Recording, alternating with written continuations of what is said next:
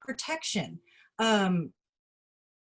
There's two types of insurances that we're trying to purchase for, and it's protection against our property. We've worked hard for it.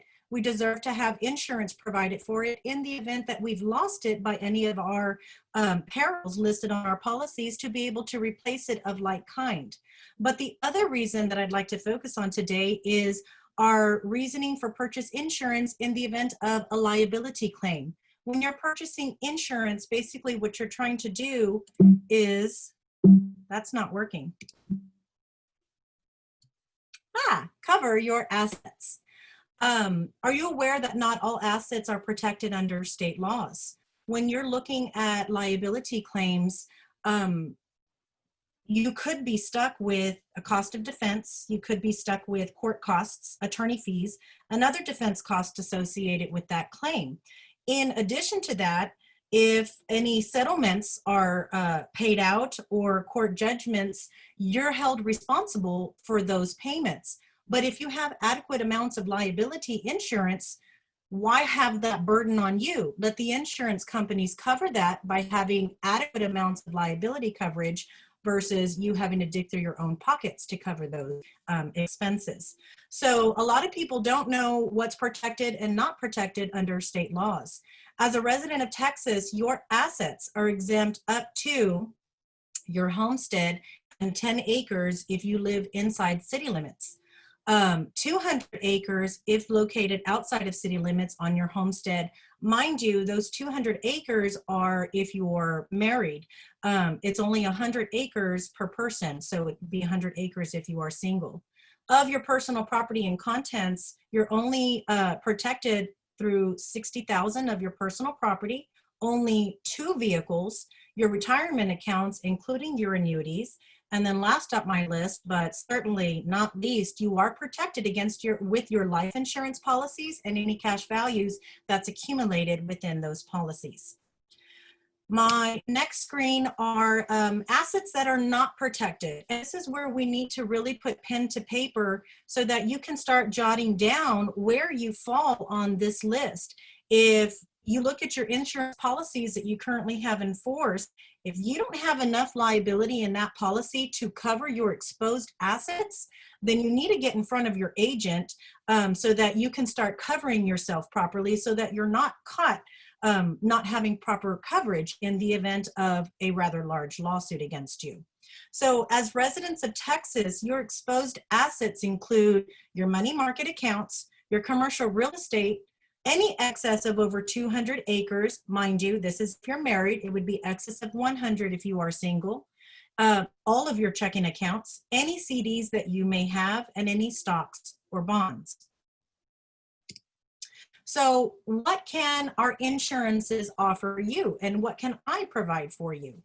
At Texas Farm Bureau, we are focused on your needs and the needs of your land. Why do we do this? Because we understand that you take pride in the life that you've built, in the land that you sow, and the land that you call home. Texas Farm Bureau it currently is a nonprofit organization, and it was developed many years ago to help aid our farmers and ranchers. It's known as the voice of agriculture. And one of the things that a lot of farmers and ranchers talked about way back when was not having adequate insurance provided come in, provide protection for their property, because a lot of insurance companies back then didn't provide services for ranches larger than so many acres, or they didn't provide home protection for any houses outside of city limits. So when you become a member of Farm Bureau, and what the organization did was provided member benefits for these members. And one of the benefits was insurance services. And so that's where I come into play. Through our insurance services, now we can insure most structures, even outside of city limits.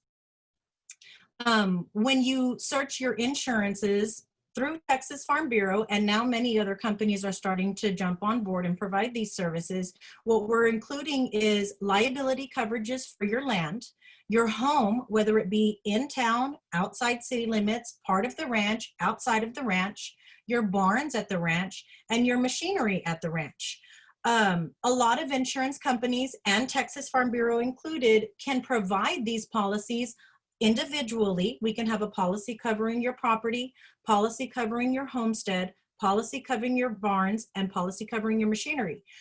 Where Farm Bureau is rather unique is we understood that while we still provide these policies for you, it starts becoming very tedious trying to keep up with what policies are coming up for renewal, what's covered on this policy, and which policy is that? Is it my barn? Is it my farm equipment? And so with all the different policies, it tends to be a headache in keeping track of everything. So like I said, what makes Farm Bureau unique is we put together what's called a package policy, and it's called our Texas Ag Advantage. The Texas Ag Advantage policy provides a package for you and your acreage.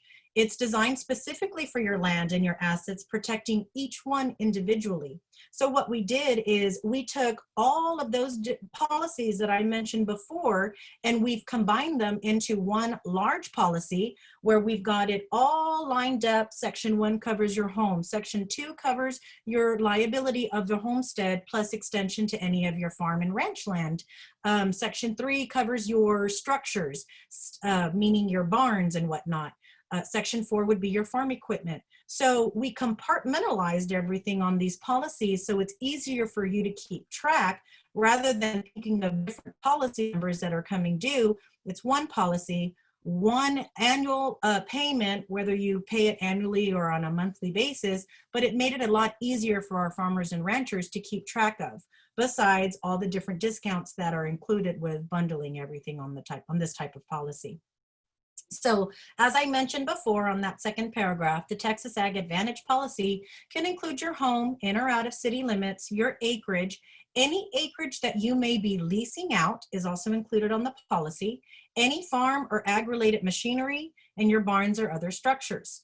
In addition to this, when you're looking at liability policies for anyone that opens up their ranches for recreational land use, and this includes your hunters, any bird watching activities, any trail rides that you may have in your property, these policies also allow for recreational land use so that we have that liability extension for that type of service.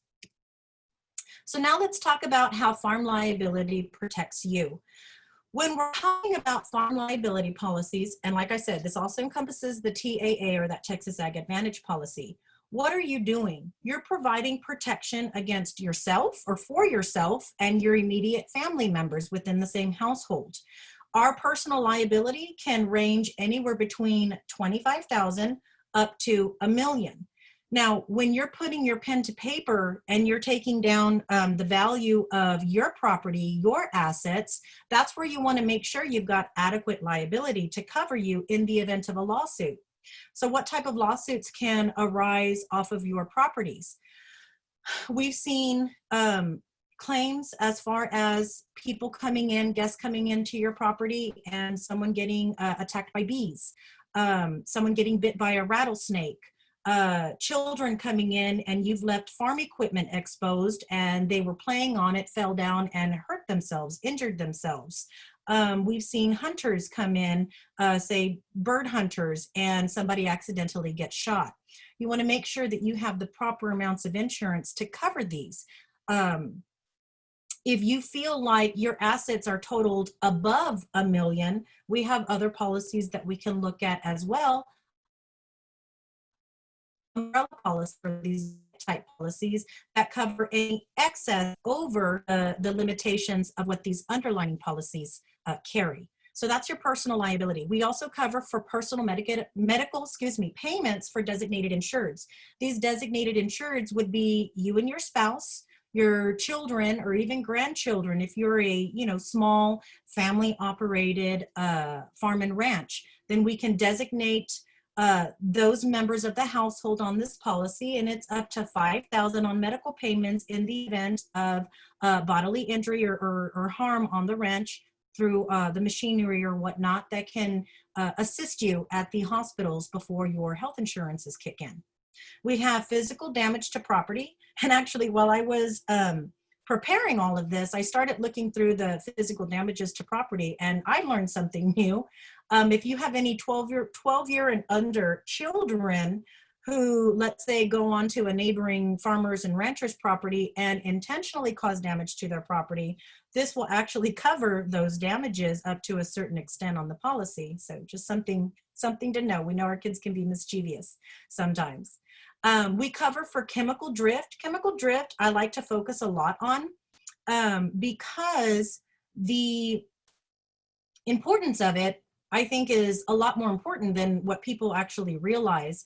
If you spray a lot on your property, say herbicide, pesticide, you know, spray for shrubbery. I know with my family, we're cattle operations, and so we like to ensure our fields behind the house are nice and clear. So we do spray to keep all that shrubbery down for grazing purposes, and of course to bale our hay if and when it rains.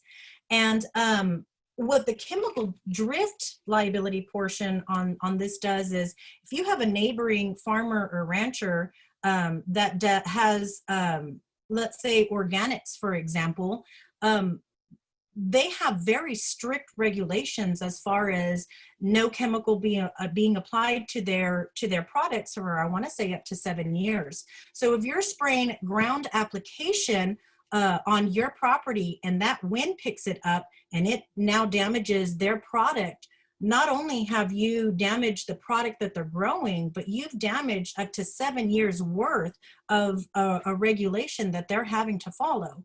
So with our chemical drift policies, they start out at $25,000 automatically included into the policy, but for like $4 more per year, you can increase that up to $50,000. So chemical drift, I know a lot of people don't talk a lot about it, but the importance of it is definitely there.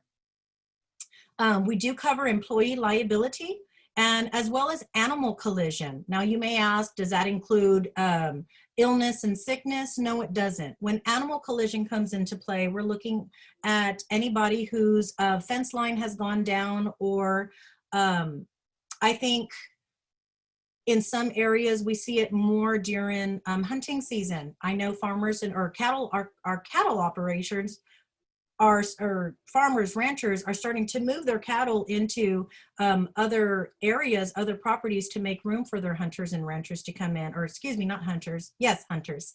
And a lot of the times these hunters leave the gate open, cattle start getting onto the road. What animal collision does is, in the event of someone colliding with that animal on the road, it will pay for that animal up to $1,500 per head, or market value at the time of the loss.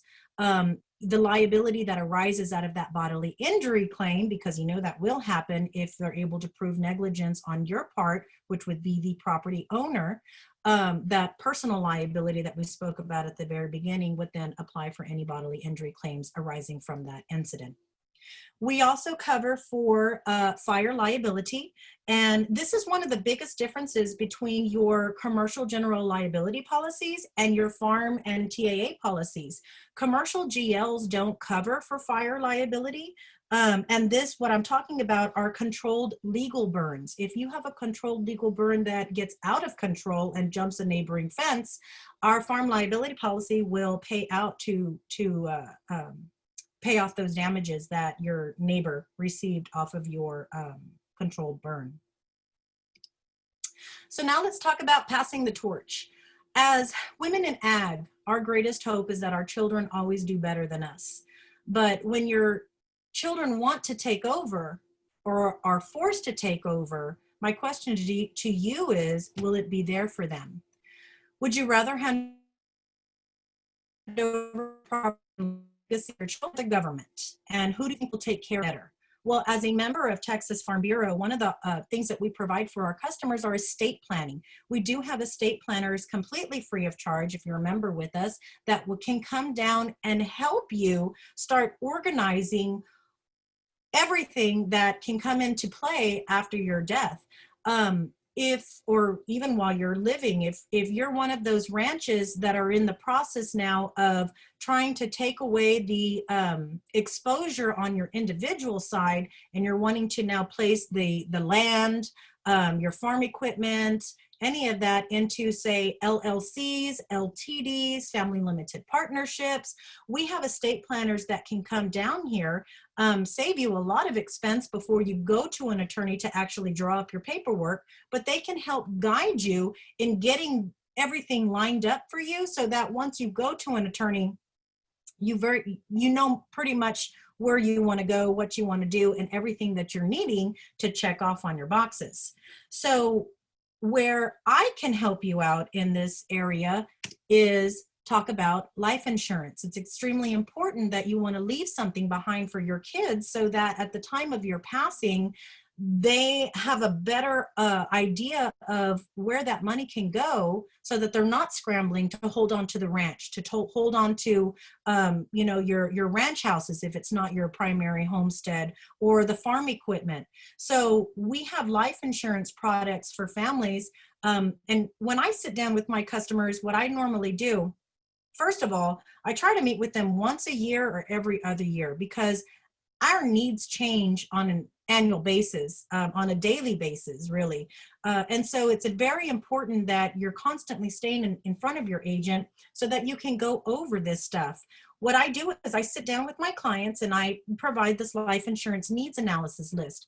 And what we do is under name, I put Mrs. and Mr. listed on there. We go through each box accordingly. We talk about funeral costs because the reality of life is we are all going to die eventually. It's just a matter of when. So we put down funeral costs. And if, I don't know about you, but I plan on living a very long life. So funeral costs today could be anywhere between $7,000 to say $15,000. But if you're on that long term, like I am, hopefully, then we're looking at increasing those funeral costs just to keep up with the rate of inflation. So you can put anywhere between 20,000, say 40,000.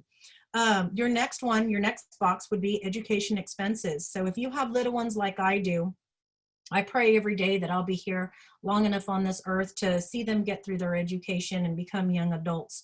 But in the event that, unfortunately, I am not here for that, I don't want the rest of my family members or my husband to worry about paying off their education. So we put down our education expenses, multiply it times 2 or times 3, depending on the type, you know, how many children you have. And then we go over to your loan payoff. This is any credit card debt, any properties that you may be purchasing, any student loans, any vehicles that you're still paying off. If you're like me and you have a bad habit of getting a vehicle every, 3, 4, 5 years, that vehicle debt is constantly there. So have money set aside on your life insurance policy to pay off those debts in the event something happens to you prior to that payoff. We offer mortgage protection, and this is also extremely important. In the event of your passing or your spouse's passing, you don't want that surviving spouse to have to worry whether or not they're going to have a roof over their head. Have a mortgage protection policy in place so that if something does happen, that person can pay off the mortgage, not have to worry about that, and focus on grieving on the loss of their loved one instead. Our readjustment screen that when I sit down and I talk to my customers, there's really 2 ways that you can look at this. I have clients that have young children and they tell me, well, if my spouse passes away, I don't want to be forced into the workforce right away. I've got young ones. I want to stay home. I want to be home with them to help them grieve the loss of their mother or their father. So what we do in that case is we take the annual salary that individual was bringing in and we multiply it by how many years they want to stay home with their kids before they're forced to pick back up with their lives, get back into the workforce. And then I have other people that say, well, we pretty much have everything that we need paid off. So really, if anything, I'm just looking for readjustment to the loss of that income. And I want something that'll just pay the bills for a year before I get back in, or 2 years, or just a couple of months. And so you can write down your monthly bills and multiply that by however many months or however many years you want that supplement to come in to allow you to readjust to life without that loved one here. So what you do is you take all of that together, you add it all up, subtract it from the current life insurance that you may have in force already, whether it be at work or with another insurance company, and then you put that remaining balance under the need. If you still have a number there, then you need to get in front of somebody to talk about covering that need. Of course, I'm always available for that, but if you already have an insurance agent that you deal with, you may want to talk to them about getting that other coverage. So guys, that is pretty much everything that I have for you today. I hope it was enough information for you to take home. I'd like to ask everybody one favor. Get your phones, stop scrolling on Facebook for a second, and take a quick picture of this screen. This is my information. I've got my cell, my office, my email. I'd love to hear from you guys, what you all thought. If you have any questions regarding this, I'd love to help you out with that. So thank you. Please stay safe and God bless. Thank you so much, Gail. So we have a couple questions for you. Okay. Let me get Where them do I back go? here. I think I stopped sharing my screen, right? Yes, you're good. So we have somebody asking, do you use credit score to rate policy? So most insurance companies, if not all insurance companies, do use credit, but it's not a direct reflection off of your TransUnion or anything like that. It's more of an insurance credit score. And basically what they're doing is they're looking for past claims experience, failure to pay premiums on time. If you do have multiple accounts, a lot of shopping that you're doing with insurance companies, it's an insurance credit score. So yes, we do. And it just, like I said, it depends on your past insurance history. Okay, awesome. So, okay, so we have another one here. How large or small a operation do you insure? It doesn't matter. What we do is we sit down in front of you and find out exactly how large of an operations you do have. We have underwriters. Our home office is located in Waco, and if we have questions on the size of that operation, they'll help guide us. But I mean, I have ranches well over 10,000 acres that I oversee, very large ranching families. There's no limit because we offer our umbrella policies for any excess coverage under above those underlining policies. Okay, one more question. Can I insure someone that is not my spouse or child, such as maybe mom or dad? Insure as far as, are you talking about a life insurance policy, or are you talking about like farm property? What type of? Yes, it would be a life. Okay, so you can, there are different types of policies that we do offer. We have individual policies where you can be the premium payer of a loved one, whether it be your parents or your children or even grandchildren.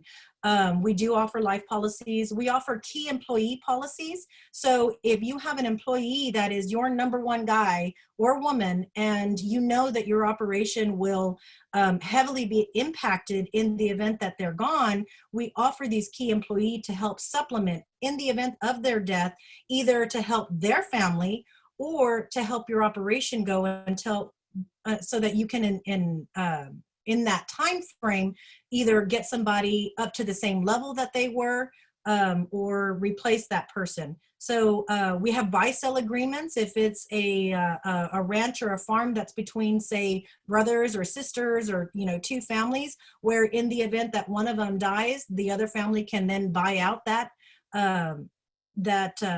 operation.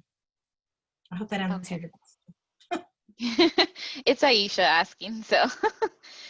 Okay, so if there are any more questions for Gail at this time, we'll go ahead and save them for the end of the presentation. And we're going to go ahead and get moving along with our second presenter. Thank you, Gail, for being here with us. And we hope that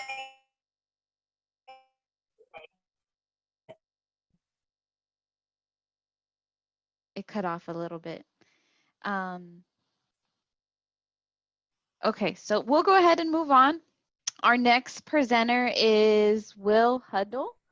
And he is with the USDA National Ag Statistics Service. So we'll go ahead and have Will share his screen and get ready for his presentation.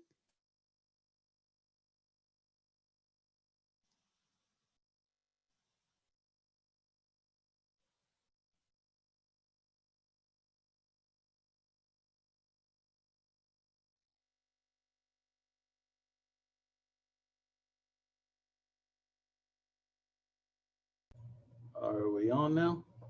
Yes, you are on. Do me one favor and go to the top where it says display settings. And you may have to switch the display. It should be at the very top. I The got it. next one, display settings. Yeah. And then go ahead and select swap presentation. Yeah. There we go. There we go. Good. Okay. You're ready to go. All right, well, thank you for the opportunity, and I really appreciate the participation this morning from everyone. I would much rather be there in person visiting with you, but under these circumstances, I'm going to do the best I can to provide you a little bit of information about NASS. Who is NASS? We're one of 19 agencies or offices within the U.S. Department of Agriculture. We have actually one mission, and that is to provide timely and accurate statistics in service to U.S. agriculture. And we'll take that apart a little bit at a time. The timeliness part is in referring to our reference dates on our surveys. Majority of what we do has a specific reference date, as for example, our stocks report, it has a December 1 or March 1 reference date, as do our crop production reports. So we're trying to gather data as accurately as possible in a systematic approach at a very specific point in time. Sometimes we run into issues where we collect data in the first 2 weeks of a month, and then no sooner we finish data collection, we have a weather event that perhaps causes some harm or damage. And that's why we have that internal reference date for that specific data collection point, is now we can measure it the next month on what that impact was. So again, we try to keep very timely information based on reference dates. We want to gather it in a systematic approach, whether it be personal interviews, telephone interviews, electronic data reporting, or even some of the mail surveys we still conduct and are very, very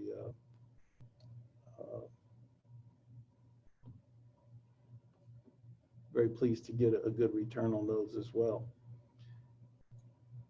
So what do we do actually?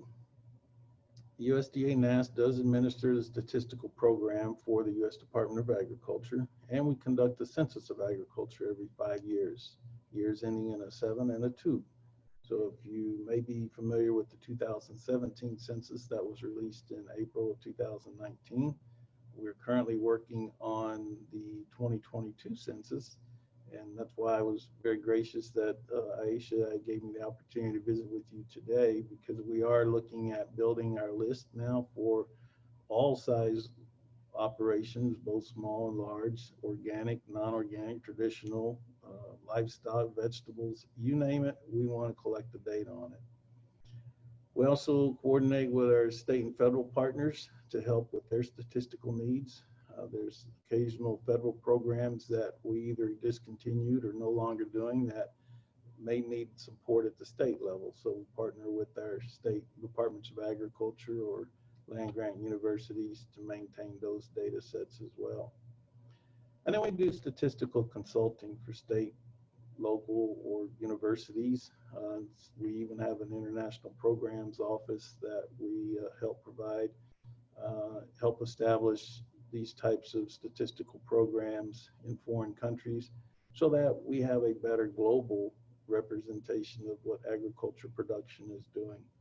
And that in essence makes it, since we are in a global economy, it makes a little bit leveler playing field when people are looking at particularly market sensitive data. And then finally, we do statistical research. We are one of the premier statistical agencies within the federal government.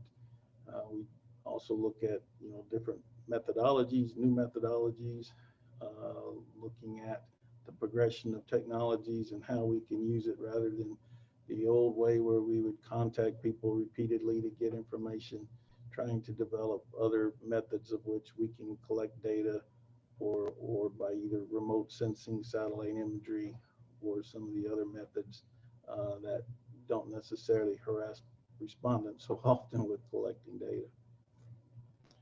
And now a little bit about what NASS doesn't do. We don't set policy. We don't regulate activities. We don't permit influence. We don't disclose individual reports, and I'll get to that just here in a little bit.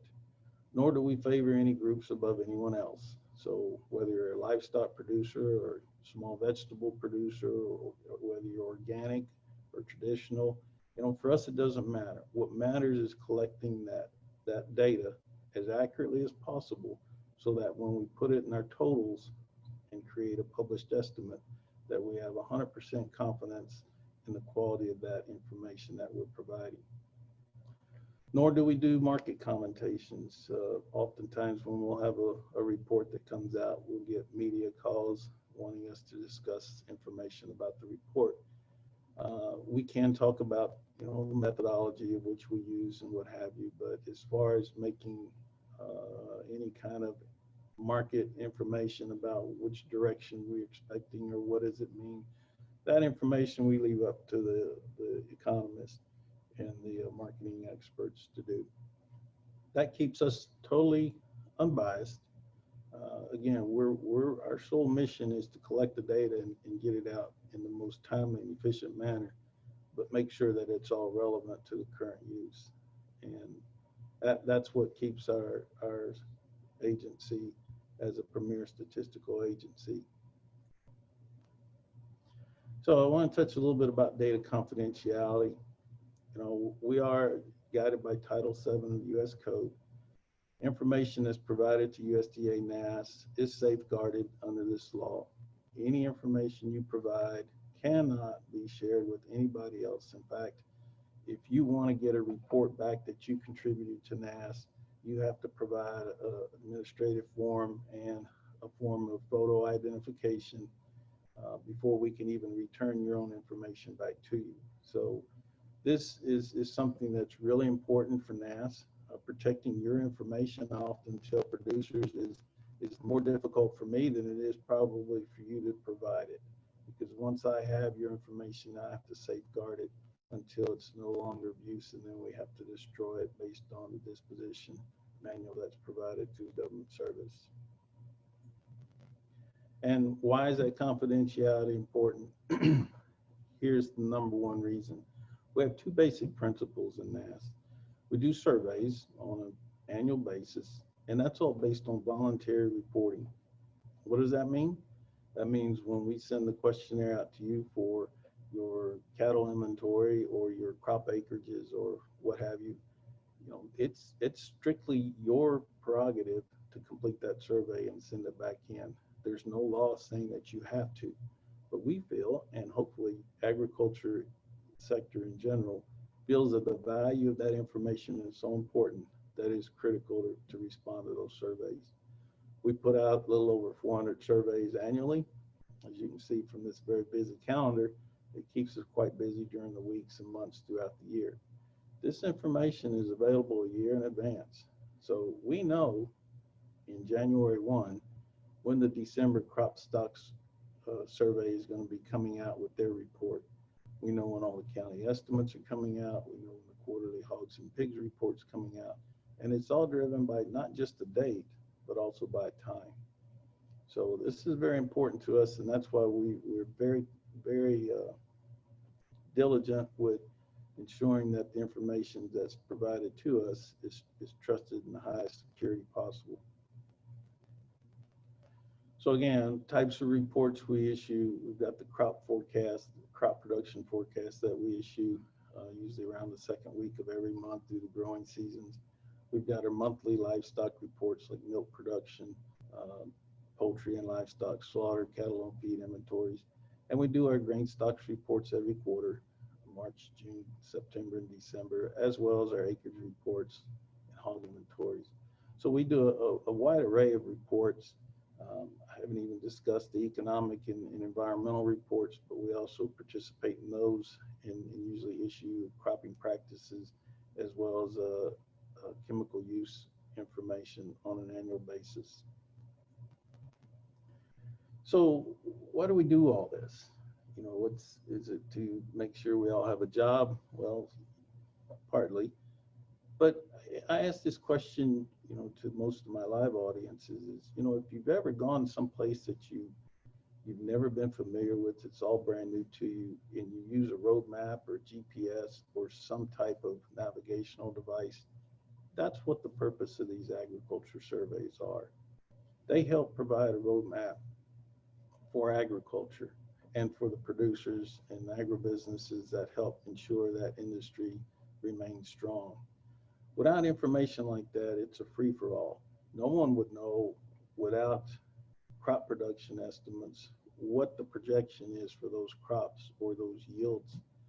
Insurance companies would be very difficult. They could have their own information, but it may not be actual and real, and they may have to wait until the actual crops are completely harvested before they'll have any indication on what the supply and demands were. But it all boils back down to the producer.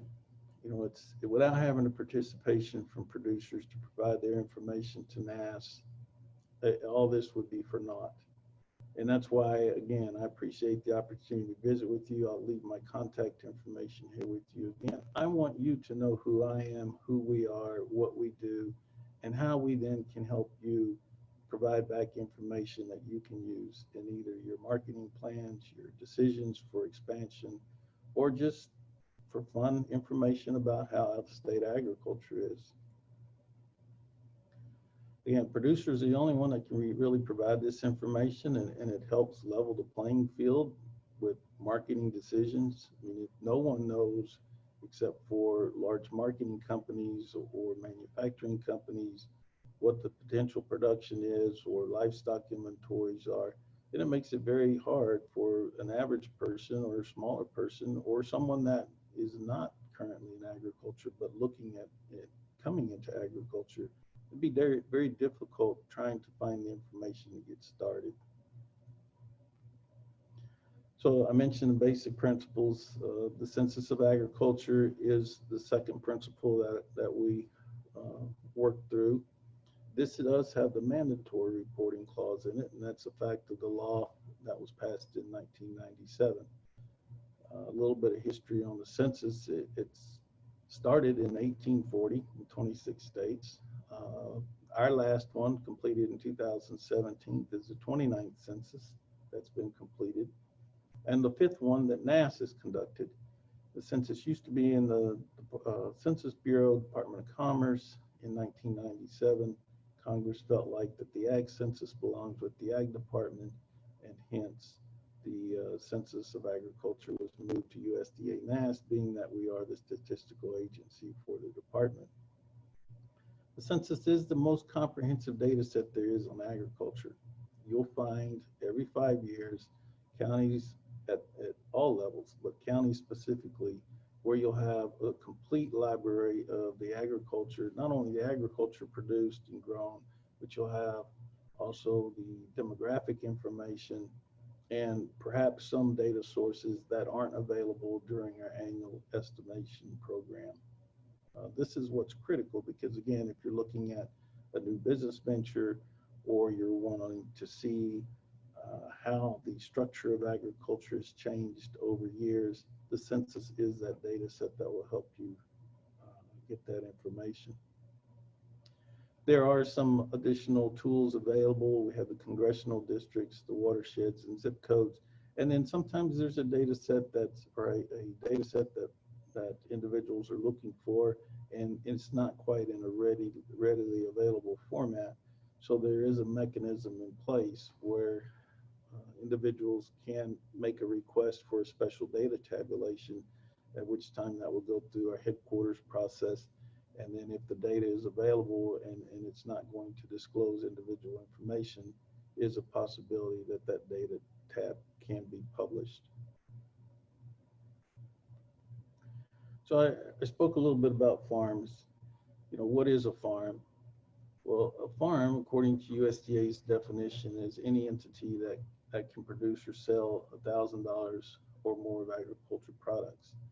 And I often explain to individuals that out of the entire census data set, which has about 9 million data points in it, the farms and landed farms is probably the two of the more important ones, because we need to know where the farms are and who's producing those, what's being produced. again, this is the kind of the structure of agriculture. How has that changed over time? What new products are coming into production?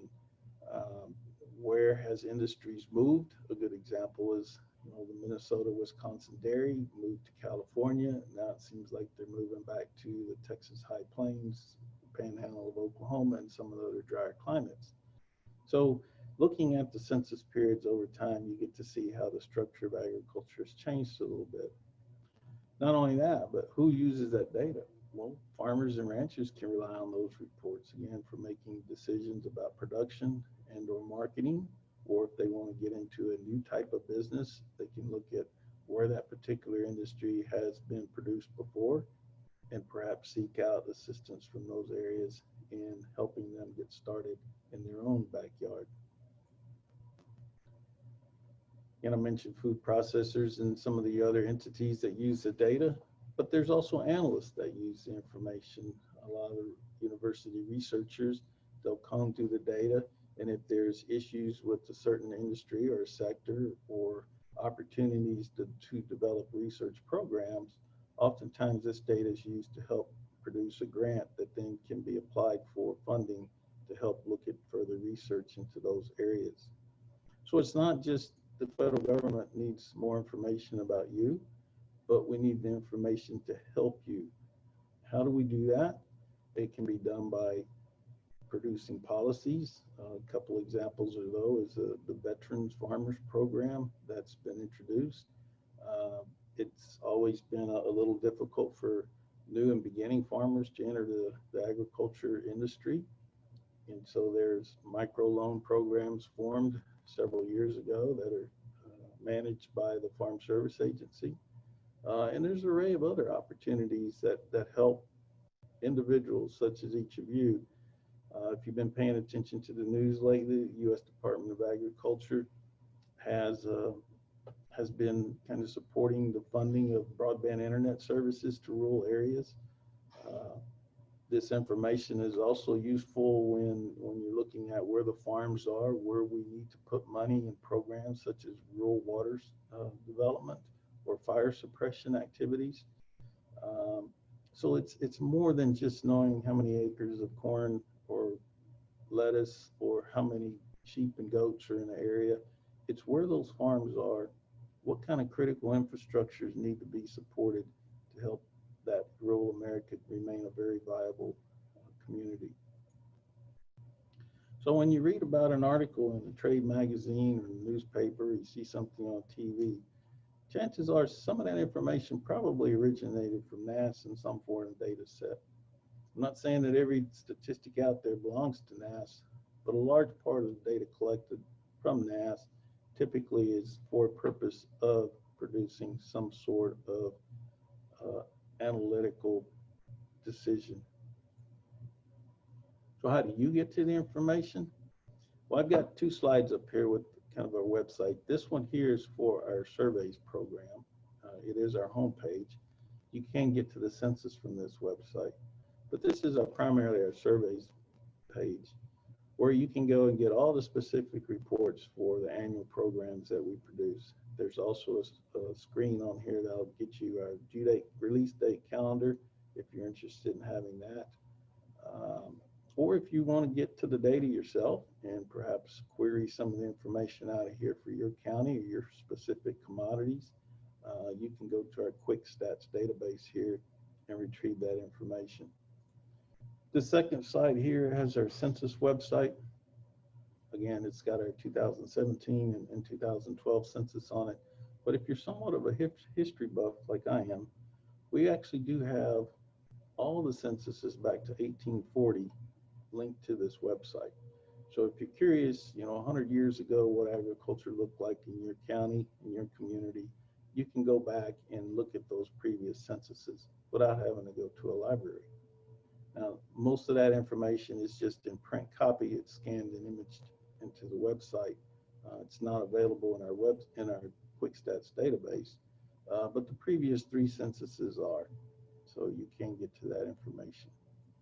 Just some of the highlights, and I wanted to throw out here, we do produce individual highlights by demographic groups as well as by counties.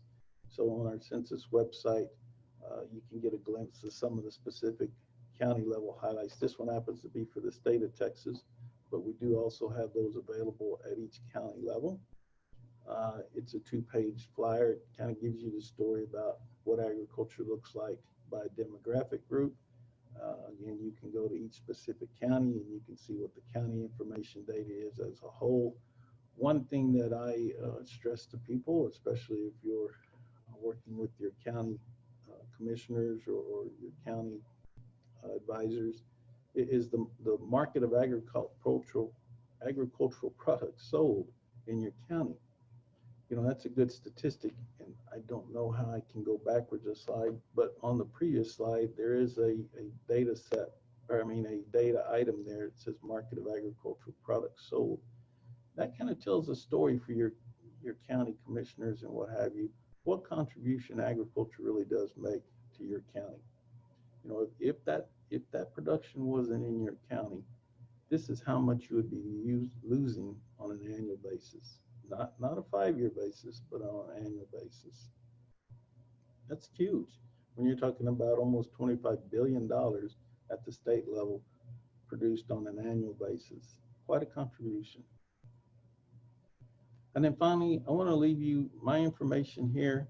I'm getting ready to send my email in the chat box here in a minute. That email address that you see here at the bottom of the page at nas.rfospr@nas.usda.gov, that is our main official mailbox. I do ask that if you are looking for information or if you want to discuss some item independently, please reach out and send me an email to that mailbox so it'll get routed to us, and then we will be more than happy to sit down and work with you and try to get the information that you're looking for. So with that, I'll take a pause and see if we have any questions. Okay, thank you, Will. Let me see here. I think we have a question. Can we create stat reports, etc., at my county level for X amount and Y crop was produced? I'm not sure I quite understand the question. You maybe want to check the chat box. I think she's asking at my county level, X amount of Y crop of a certain crop. Oh, let me see. My chat box moved. We do have county level statistics. They are by crop, unless you use the county level profile from the census. Again, that's going to be just an every 5-year provided publication. But those profiles do give you by county all the commodities that are produced in that county, as much as is available that we can publish. You know, there are some disclosure rules that we have to work through. So there may be a commodity there may be a commodity produced in a county, but because of either the low amount of responses or the small amount of participation, we cannot actually publish that. But we do at least publish the farm number for that county. And that again may be a question that, you know, if you're looking for some specific information, just send us an email and we can work with you to get that information. Okay, we have one more question. How can growers sign up or register so that they can participate in surveys? Oh, that's an awesome question. On our website, again, either the census website or the surveys website, there is a button on there. It's fairly large. I think it's down on the right-hand side. It says Add Counts, Sign Me Up. And that's where you can click on that button and it'll link you to a page that allows you to put in your information, and then we'll get you signed up. Okay, and they're asking if you can put your contact slide. Oh, okay, I think you put your email there. And then also, is there a tutorial on how to use the database? There's not a tutorial. That's why I'm offering my email address. It's a little difficult. NASA is working through several initiatives now to help improve that data delivery system to respondents. But at this point, the simplest thing, and again, we're here for you. You know, we're your service provider. So if you're looking for information, it's no bother for us. We're here waiting for you to send in your request, and we'll work diligently to try to get you the information as long as it's available. Okay, I did perfect. put I did put our main email address here in the chat box. I would, you're more than happy to call our phone number, but with this pandemic underway, it's easier to carry things through email than it is trying to retrieve phone messages. So if you send the email, we'll get to you usually within 24 hours. Okay, perfect. Thank you again, Will, for being here with us today. If there are any questions that may arise in this next presentation that you have for Will, we'll go ahead and address those after this next presentation.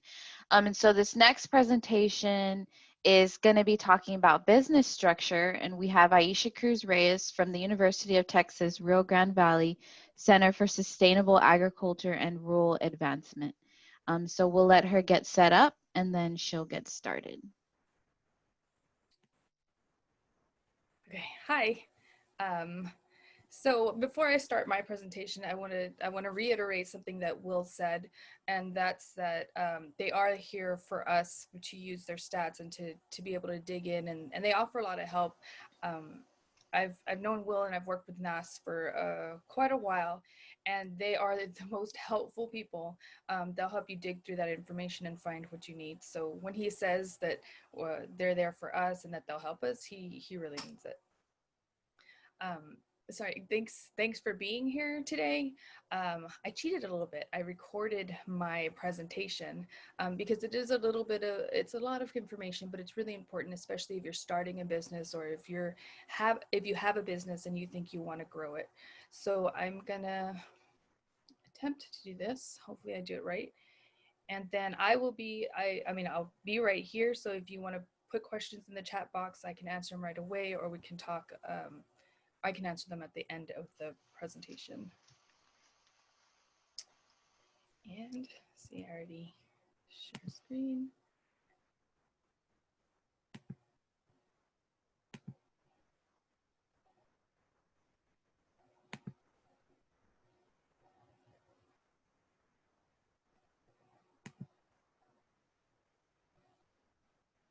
Okay, no, you're not seeing the right one, right?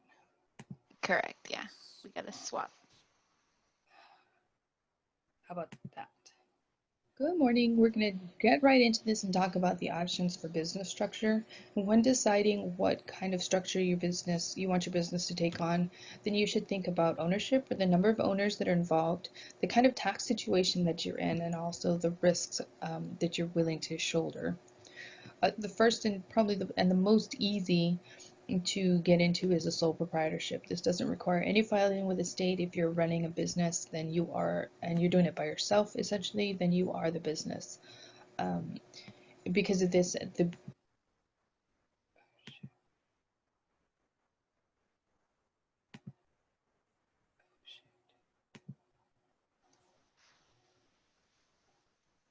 I think we lost.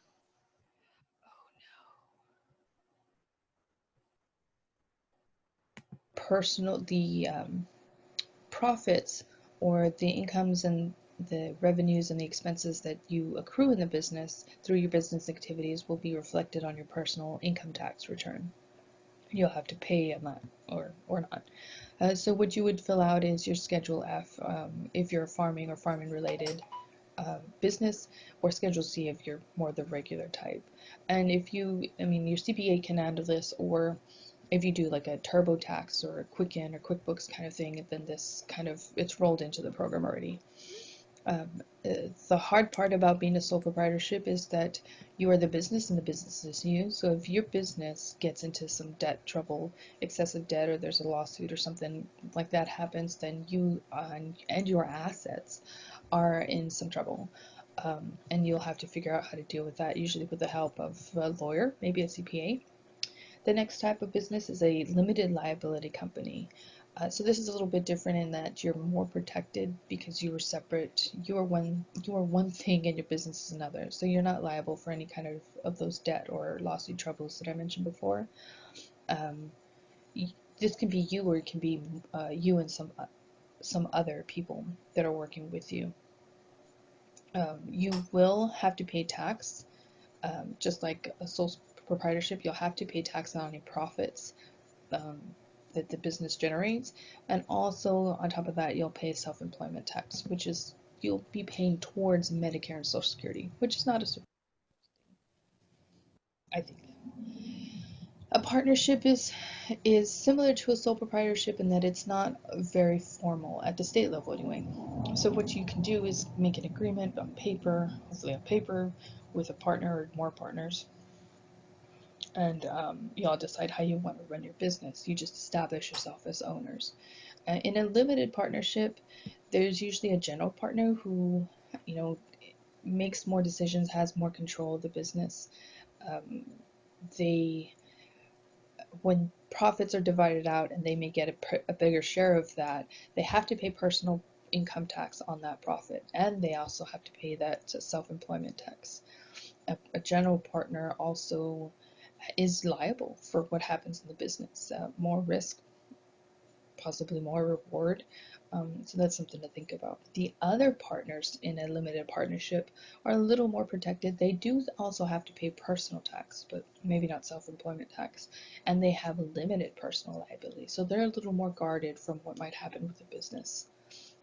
But on the flip side, they also don't get the bigger share of profits, right? Risk and reward.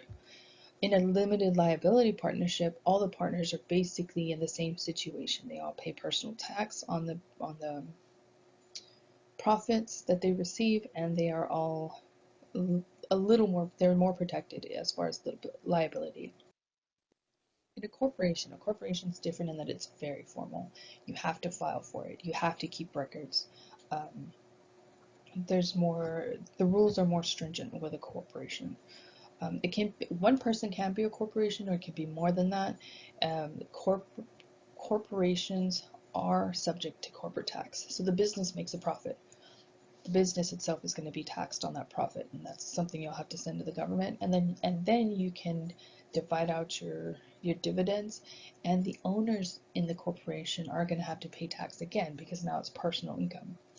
There's an S corp that you do with IRS, and that sort of essentially eliminates the corporate tax. The owners still have to pay that personal income tax, but the business itself is exempt. Again, the organization is now very separate from the owners, so those owners are not liable for debts and lawsuits that are presented on or put on the business. A nonprofit corporation is different even at the ownership level, because there are no owners per se. There's leadership, there's a board of directors, and that's something that you work out with the state, and you have to establish with the state. The whole IRS, the whole nonprofit tax exempt situation is actually an IRS filing, so you have to deal with them for that, and then it kind of trickles down to the state level. There can be profits in a nonprofit, but those profits have to stay with the organization. You cannot, like in other businesses, divide that out amongst the owners. It's not allowed. It's kind of spelled out in the paperwork. You can be a nonprofit, but you absolutely cannot, when you have profits, you cannot divide them amongst your members. Just because you're owners or because you're members, you're not able to do that. It is a separate entity than its owners and its members, so owners are not liable for any kind of lawsuits or debt. And then a cooperative. In Texas, a co-op has to have 5 or more owner members. The whole idea of a co-op is that you're a group, so 5 is the minimum. The co-op itself is an organization that's tax exempt, so they don't have to pay that corporate tax, but when dividends are spread out amongst the owner members, then those people are probably going to have to pay personal income tax. And again, it's a separate entity, so owner members are not liable for lawsuits or debt that come on the co-op. A co-op is a business, so there's obviously that goal of making money and turning a profit, right?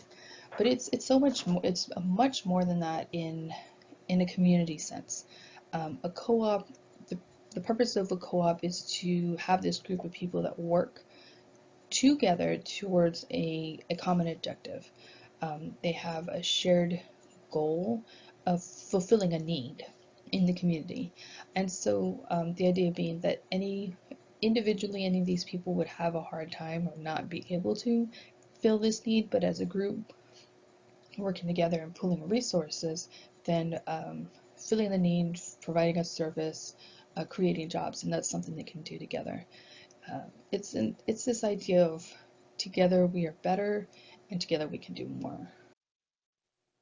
There are lots of reasons to co-op. Here are some. One, again, in the business sense, is that a group of people with more resources can access more and better goods and services. Economies of scale, right? You can buy bulk at a better price. You can attain services if there's more of you rather than just one of you trying to get a phone company out to your house. There are tax advantages. Again, the organization is tax exempt, and depending on the services that you provide, the individuals might be able to get some tax relief. Keeping resources local. If you live in a community, a rural community, if you've ever lived in a rural community, you probably know and seen that a lot of stuff leaves the community, right? You have to go out for groceries, you have to go out for entertainment, you have to go out to find a doctor or a lawyer or any kind of professional. You have to go out to work sometimes. Having a co-op within a community, especially a rural community, can help keep some of those resources there. And possibly even create jobs depending on the purpose of the co-op. The big thing about co-ops is that it's a democratic kind of process. A key component of a co-op is one member, one vote. So each member owner of the co-op has as much right to vote, as much voice as the owner member next to them, and everybody else in the room. So there's a sense of ownership and power and empowerment that comes with being a co-op member and being able to help guide the direction of your organization and what they provide for your community. And then going back to the idea about jobs and services and resources that you get to keep in your community, that makes your place, your hometown, your community just more stable economically. If people can work where they live and live within where they work and don't have to leave so often, and don't have that kind of inconvenience, then that makes your community more economically stable. I mean, again, it's still a business. A co-op has these great ideas, this great kind of community feeling to it, but it's still a business, and so it needs to turn a profit. But those profits in a co-op are retained in the co-op, in the business, and then it's returned to the member owners. So when this co-op succeeds and people work to help it succeed, to make it succeed, then those same people are going to reap benefits of the monetary kind, and that's helpful. And when a community is, again, economically stable, then that's helpful for the members of the co-op, but also all the generations in that community. There are several types of co-ops. I'll go through them here. A consumer co-op is where members have access to certain items, and maybe they even have that access at those items at a better price. So a good example of this is a grocery food co-op. The business is the grocery store. So imagine or think about when you go to a big box store, right? You go, you get your grocery cart, and you go and you fill it up, and then you pay all this money. You take your groceries home, and you don't really see that money again. It's gone. It's off to pay the store first, right? They get a big bulk of it. Well, if you were part of a grocery co-op, and these are big in the urban areas, and you're part owner of that grocery store, you go into what's essentially your grocery store, you buy your food, you pay your money, your prices are different. They're probably better, discounts or specials and whatnot.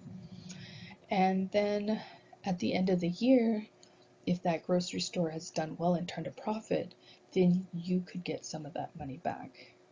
Some of the money that you spent can now come back to you because you are an owner of that business that was profitable, and that's how co-ops work. Pretty neat concept. A purchasing co-op is it's a group that's taking advantage of economies of scale, buying in bulk. And it's one thought about it is one, getting a great price because you're buying in bulk, right? Per unit cost is cheaper, maybe delivery cost is less than what it would be if you had to buy smaller quantities of that item. Another kind of line of thinking is services that you wouldn't have been able to get if you were if you're an individual or if you're a small group is now more accessible because you're a big group. Think about Valley Telephone. If you're here in the Valley, a telephone cooperative or even an energy cooperative, those are some of the best prices as opposed to like a Time Warner or a AEP.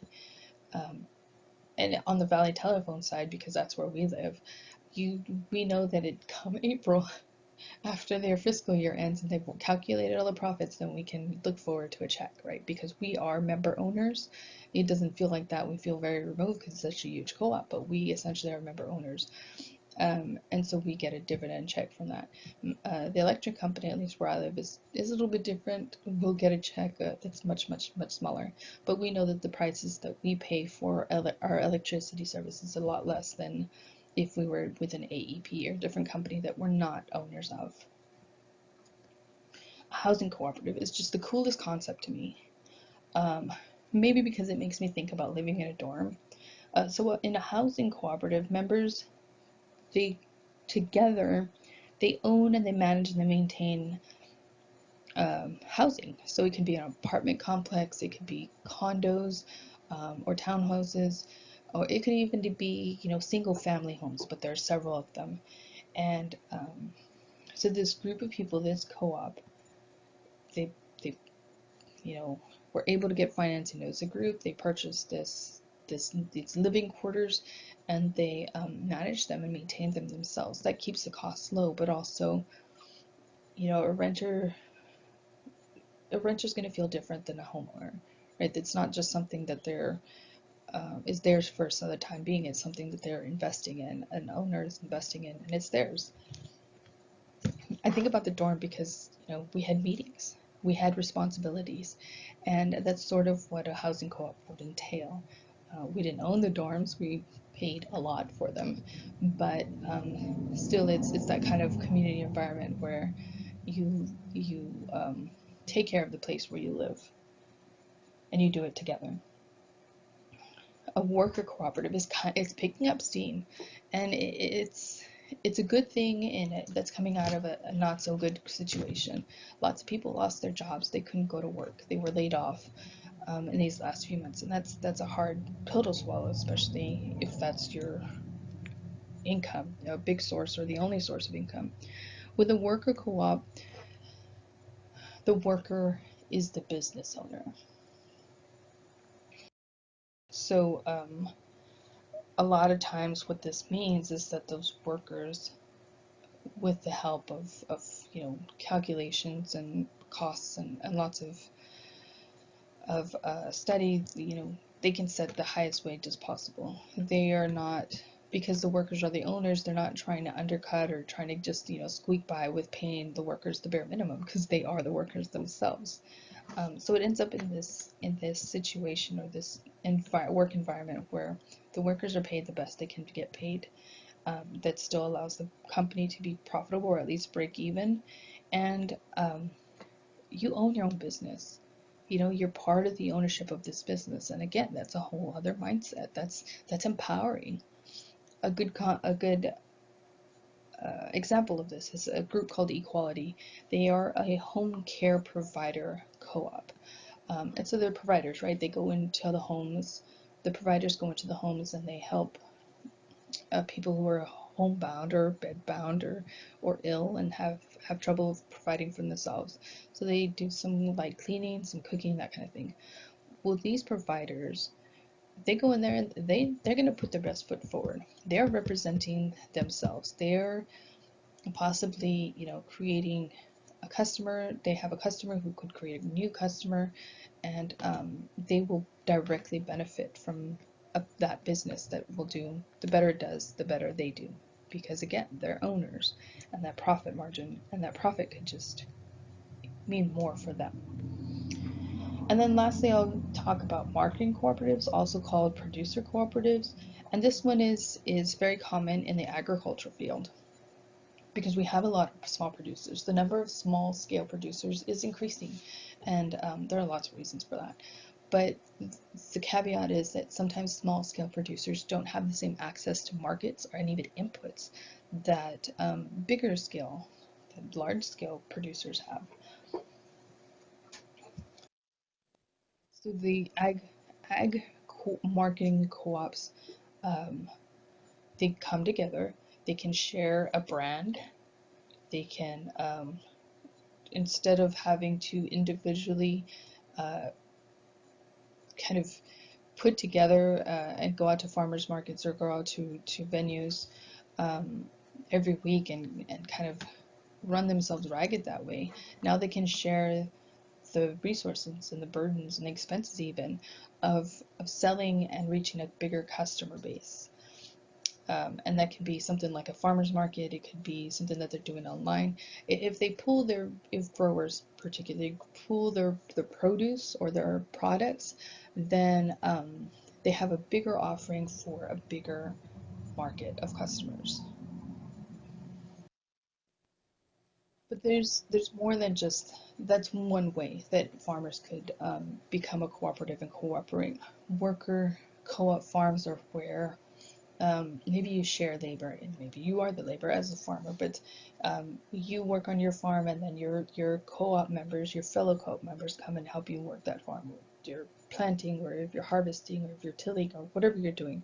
And then another day you go to somebody else's farm, another day you go to some more. So it helps with the cost of labor, and there's just this idea of we're not always competing against each other. Sometimes we have to, but we don't always have to, and we can help each other out.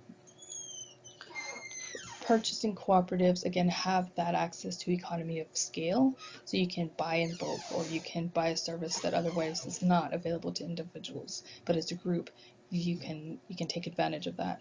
Equipment, if there's anything you hear about farming, it's that equipment is so expensive. So as opposed to somebody having to shoulder the cost of a $500,000 implement, a co-op with several members and some access maybe to financing can purchase it, and then amongst the co-op you decide how are you going to use this, how is it going to be maintained, where is it going to be stored, and that's something that you lay out as a group. And it's sort of the same thing. And land is just is another one that ranks high up there with a high cost input. Again, pool your resources and work out how you can share that land. Multi-stakeholder customer farmer projects. This is more of the marketing, where you can pool your products and then reach a bigger customer base. Value-added production, packing sheds, storage sheds, or storage. Refrigerated storage, I can't even say how expensive it is, but if you're sharing that cost, or maybe you're even sharing the duties of getting your produce to that place, that's that idea of helping each other out, and each of you benefiting instead of trying to scrape by on your. At TRCC, we're over at UTRGV. These are some of the services that we provide, and these are all meant to help co-ops, businesses that want to be co-ops, or just startup businesses in rural areas and ag businesses. A feasibility study is essentially a study of the industry and how that might translate to a more local effort. Formation can be a bit of a headache. We can help you with the paperwork and the process, and maybe getting all that in order so that you can go to the state or even the IRS. Business plans, If you, I know y'all are entrepreneurial in nature, you have these great ideas. If we get together to put together a business plan, we can help you think about maybe stuff that you haven't thought about, and you make considerations for everything from labor to inputs to insurances and risk and competition. And we'll put that in paper, and with that paper, with that document, you can go to potential investors, you can go to the bank, you can go apply for grants, or you can just share with other business owners and maybe find a way to collaborate. Marketing plans have changed. You used to do it door to door, face to face. Now you're going online and social media.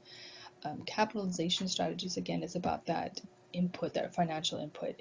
Maybe you need some startup funds, or you want some expansion funds. Excuse me, that and applications for funding. We can look at grants, we can look at loans, we can look at investors, or more non-traditional ways of getting some capitalization and funding, and meeting facilitation. Sometimes groups of people, when they get together, you're friends, but as a business, as an organization, you have trouble getting from point A to point B, or your meetings tend to lollygaggle and it doesn't feel real productive. We can help facilitate that. I have a coworker who's amazing. She's so amazing at this. But we can help you make the most of your time together with your organization. So again, my name is Aisha. I am in San Isidro in the valley, but we have an office in Edinburgh, and it's that big building, that big UTRGV building that's on 281 in Freddie, over on the west side of the highway. You can call me at this number, and you can email me, and just let me know if there's any way I can help you, and we can talk through some of this stuff. Either it's an idea for a startup business, or again, an expansion, or you want to look at some sources of funding. We can research that together. Thank you.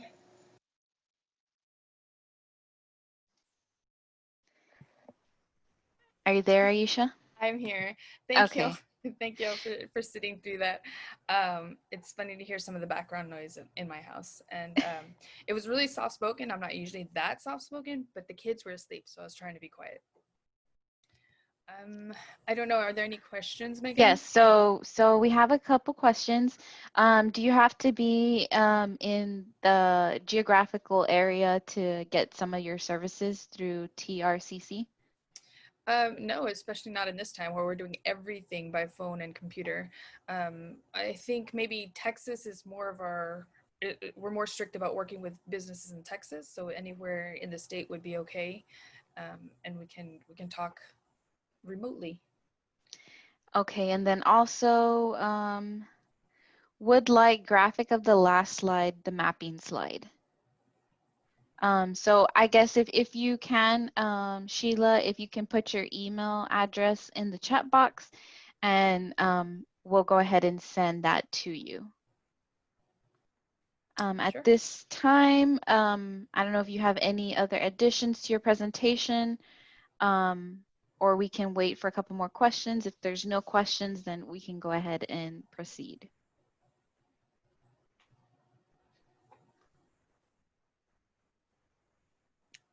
I think we can go on. Okay, we have some other people requesting. Okay, great. Alrighty, so thank you so much to all our presenters. A lot of great information that was shared today. So at this time, if there are any last minute questions for all of the presenters, unfortunately, we did have a woman in ag, but they've been affected by COVID. So they were unable to be here with us today, and our thoughts and prayers go out to them, and hopefully they're able to recover. So at this time, we'll ask if there are any last minute questions for our presenters. And also, we would like to hear from you all about any other opportunities or future trainings you would like for us to cover. And also be able to just kind of chat a little bit about some of the operations that you all are looking to start, and see how the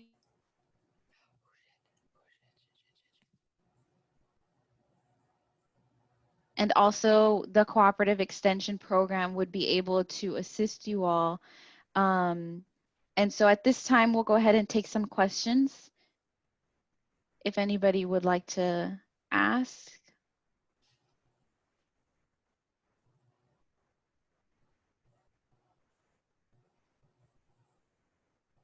We'll wait a couple minutes.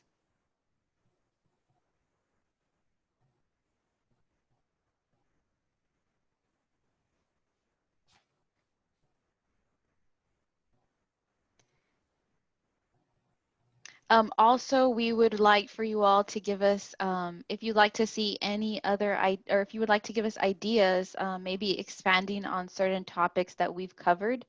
Another thing is if you missed the first and second session, we do have, I believe Aisha put the link to the YouTube page that has our first and second session.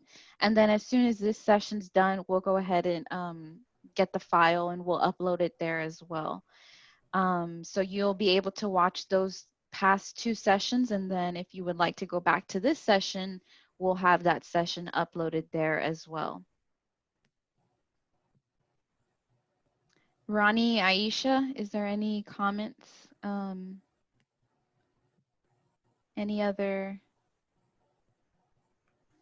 Just a thank you to our presenters and our presenters from the previous sessions and also the participants. Thank you so much. Please leave in the chat or email us or anything, any ideas for future topics. I will also say, sorry, that back in March, the Texas-Mexico Border Coalition had planned for a Women in Agriculture event, a live event, and that didn't happen. It hit right, we were supposed to have it right before the state shut down, but we are going virtual. The dates for that will be September 15 and 16. It's going to be in the afternoon, so we split it up. It was going to be a full day event, but now we're splitting it up into 2 half days. And so again, if you'll put your email in the chat box, then we can put you on a list and send you that save the date and that the information for that virtual event. It's going to be a little bit different than we have here. We'll have different speakers and different presenters, and we have some great sponsors that are all very, very supportive of the idea of the women who participate in agriculture. We have one question for, I believe, Gail. And that is going to be, what is the smallest size farm that your company has insured? We range from all different size operations. I'm not muted, right? I am talking. Yes, you're talking. I've done as little less than 5 acres. 1 employee or the farmer himself is the only employee of the premises. So, I mean, you can have a 2-acre farm. Farm Bureau will cover it for you.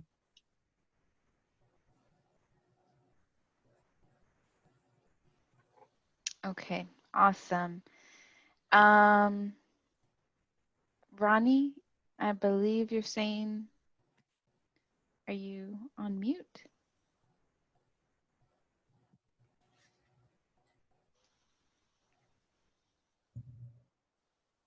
Okay. He's muted. Yeah. Ronnie, turn on your headphone mic.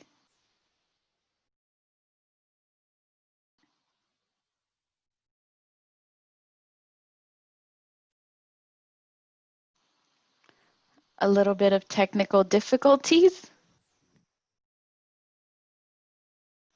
We can't hear you. We can't hear you, Ron.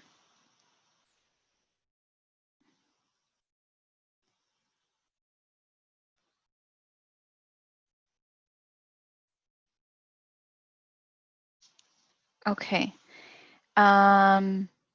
Okay. Well, I know Ronnie's trying to get his mic on. While we do that, if there are any last minute questions for our presenters, or even ourselves, myself, Aisha, I know Ronnie's having some trouble, but we could always get him to respond to your question. And just know on behalf of Prairie View A&M Cooperative Extension Program, myself and Ronnie. We are here to help. I just have one slide I'm going to share with our contact information. Give me 1 second.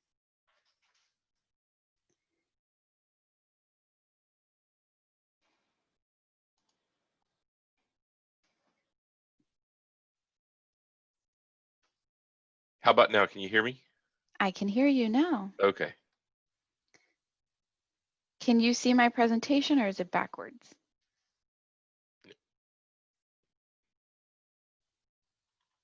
Yeah, it's there. It's good. There we go. These are just our contact information. Ronnie is located, he covers Willacy, Cameron, and Star, and that's his contact information.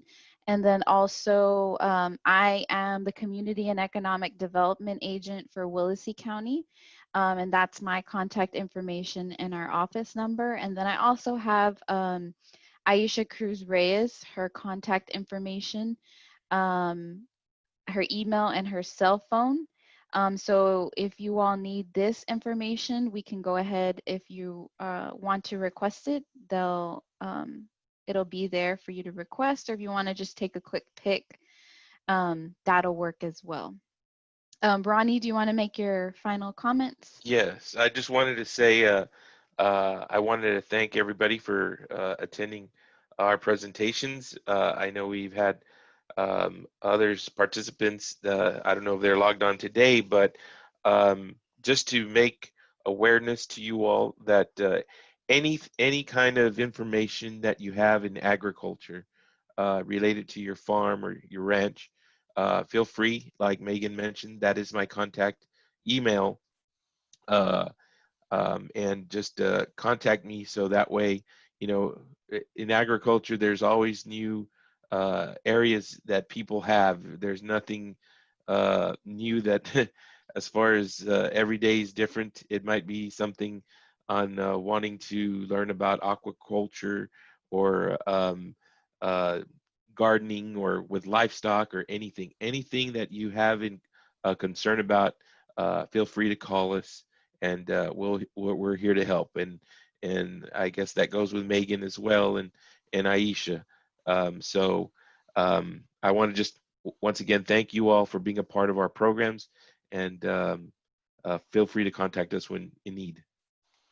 Yes. Thank you, Ronnie. So at this time, if there are no questions, and even if there are questions, we'll go ahead and direct them to the correct presenter.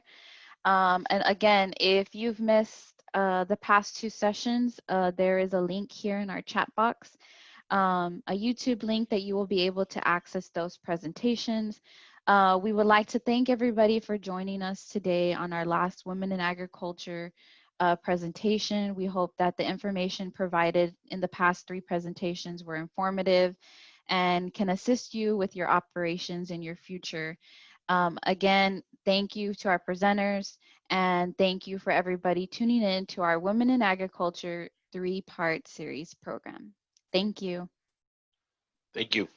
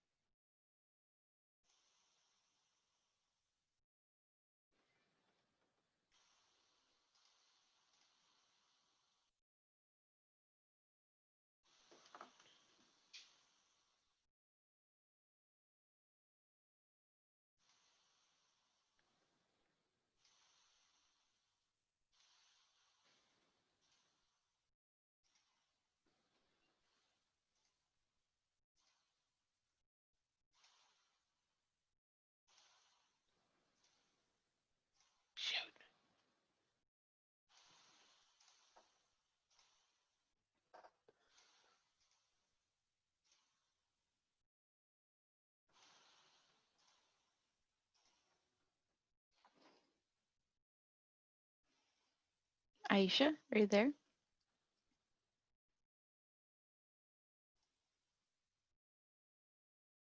Is shoot there?